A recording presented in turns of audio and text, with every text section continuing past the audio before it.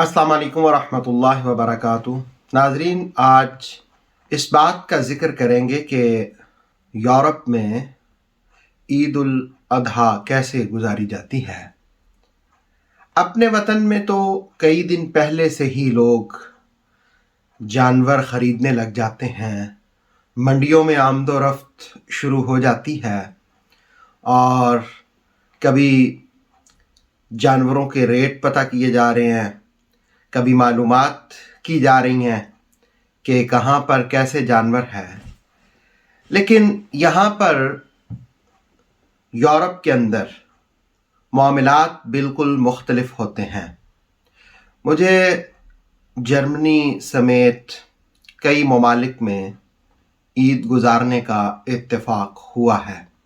ख़ास तौर पर आज हम बात करेंगे ईद उल अधा यानी क़ुरबानी वाली ईद के बारे में।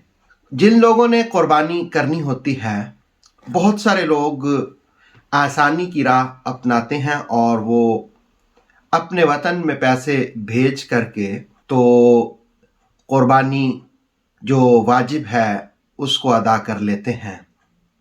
लेकिन वो लोग जो फैमिलीज़ के साथ यहाँ पर रहते हैं, हमारी कोशिश ये होती है कि उन लोगों को इस बात की तरगीब दिलाई जाए, उनको ये बात समझाई जाए कि सिर्फ गोश्त ही मकसूद नहीं होता, खून बहाना ही मतलूब नहीं होता, बल्कि क़ुरबानी में दिलों का तक़वा और नंबर 2 अल्लाह के शिआर की ताज़ीम भी है, अल्लाह की निशानियों की ताज़ीम भी है और उसके लिए जद्दोजहद भी करनी पड़ती है, उसके लिए कोशिश भी करनी पड़ती है, उसके लिए थोड़ी स्ट्रगल भी करनी पड़ती है।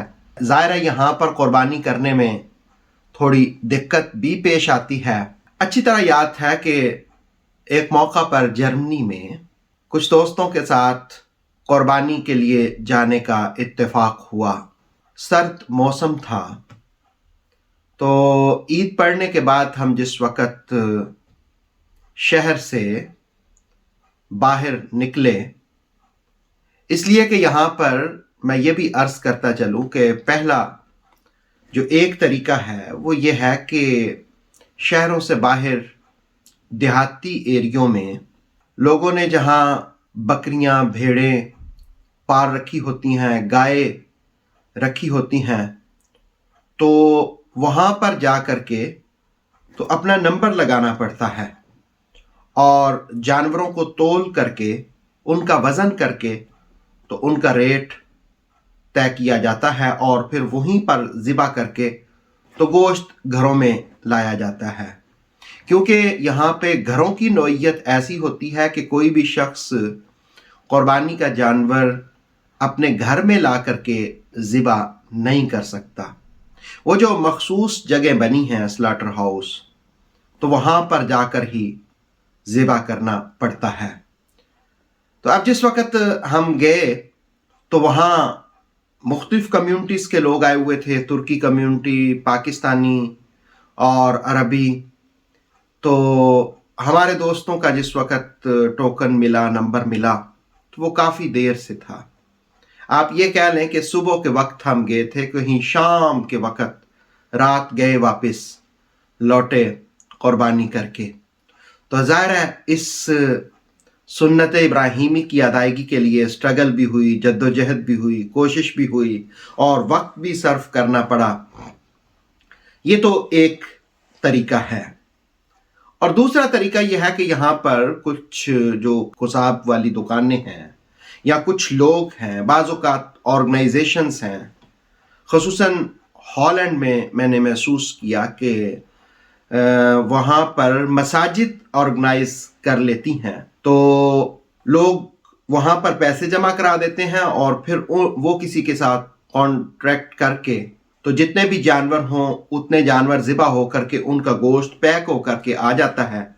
तो जिस शख्स ने क़ुरबानी की होती है उसको शाम के वक़्त या दूसरे दिन वो गोश्त मिल जाता है। इस तरह उनकी क़ुरबानी भी हो जाती है। लेकिन वहाँ पर भी लोग बाहर निकल करके जाते हैं। जैसे बेल्जियम के अंदर भी लोग شہر سے ہٹ کر کے تو ان مخصوص جگہوں پر جاتے ہیں جہاں پر بکریاں بھیڑیں رکھی ہوتی ہیں. لیکن طریقہ کار یہی ہوتا ہے، یا تو آپ کو کافی دن پہلے بکنگ کرانی پڑتی ہے اور پھر آپ کو وہاں جا کر کے اپنی باری کا بھی انتظار کرنا پڑتا ہے. تو اس طرح کر کے کافی جد و جہد کے بعد یہ قربانی کی جاتی ہے. پہلے تو کچھ سال پہلے تک تو یہ تھا کہ کرنٹ وغیرہ جانوروں کو نہیں لگایا جاتا، لیکن اب یورپ کے اکثر ممالک میں قربانی کرنے کے لیے اس پروسیس سے بھی گزرنا پڑتا ہے. فتاوی یورپ کے مطابق اگر تو الیکٹرک لگانے سے جانور صرف بے ہوش ہوتا ہے، وہ جان سے ہاتھ نہیں دھوتا، اور پھر جب ذبح کیا جاتا ہے تو ذبح کے وقت خون بھی نکلتا ہے، تو ایسا ذبیحہ حلال ہے. اور اگر کرنٹ لگانے سے وہ جان دھو بیٹھتا ہے تو ظاہر ہے وہ تو حلال نہیں ہوگا. تو یہ مختلف طریقے ہیں یہاں پر قربانی کرنے کے.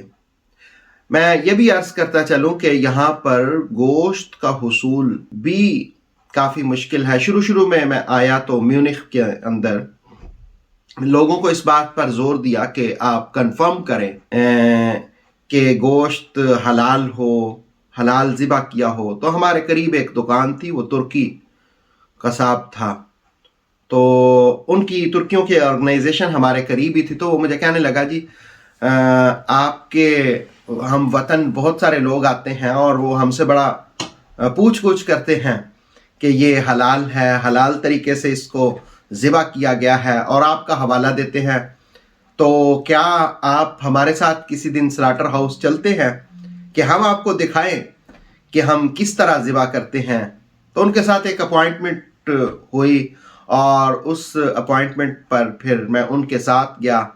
تو شہر کا جو سلاٹر ہاؤس تھا وہاں پر میں نے دیکھا کہ گائے آ رہی ہیں، اور وہ اس کو بہرحال الیکٹرک لگاتے ہیں. جس وقت وہ کرنٹ لگاتے ہیں تو بے ہوش ہو جاتا ہے. پھر وہ مجھے بتانے لگے کہ یہ مرتا نہیں، اگر گھنٹہ کس کو ایسے ہی چھوڑ دیا جائے تو اس کے بعد یہ اٹھ کر کے بھاگنے لگ جاتا ہے.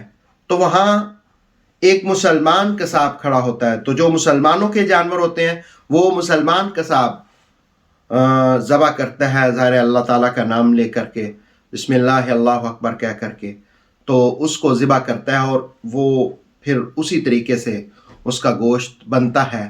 تو اس طرح کر کے میں نے دیکھا کہ یہاں حلال گوشت کا بھی اہتمام ہو جاتا ہے. بہرکیف ہم بات کر رہے تھے کہ عید الاضحیٰ کے موقع پر کافی جد و جہد کرنے کے بعد یہاں قربانی کا حصول ممکن ہوتا ہے.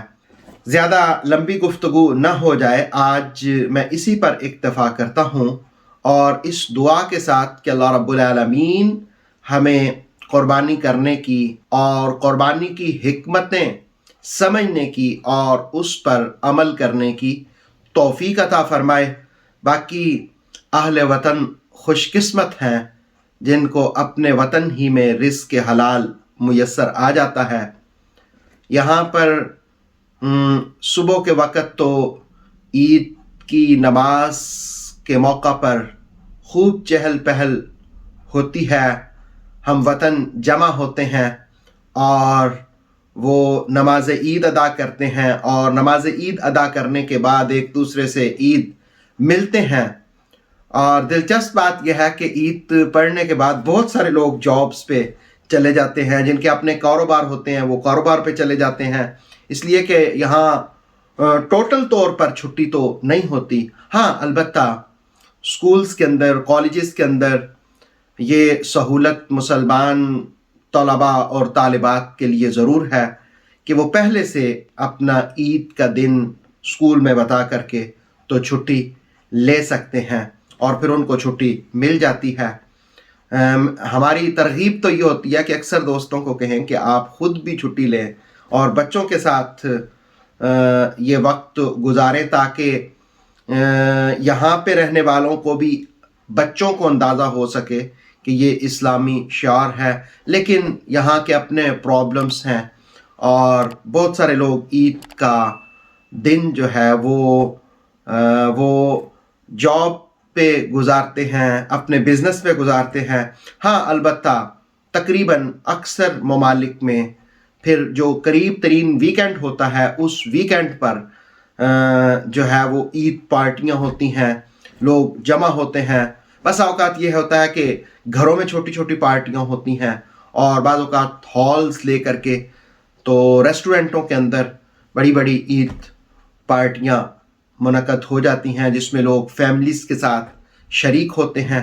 اس طرح کر کے یورپ میں عید گزاری جاتی ہے، اور اسی طرح قربانی بھی کی جاتی ہے۔ مجھے امید ہے کہ وطن میں رہنے والوں کے لیے یہاں کی قربانی اور عید کے معاملات جان کر کے ان کی معلومات میں اضافہ ہوا ہوگا۔ اجازت دیجیے، انشاءاللہ پھر حاضر ہوں گے۔ اتھینٹک اسلامک نالج کے لیے نور وحی یوٹیوب چینل کو سبسکرائب کریں، بیل آئیکن پر لازمی پریس کریں تاکہ ہر آنے والی نیو ویڈیو آپ کو ٹائم پر مل سکے۔ ویڈیو کو لائک کریں اور دوستوں کے ساتھ شیئر کریں۔ جزاک اللہ۔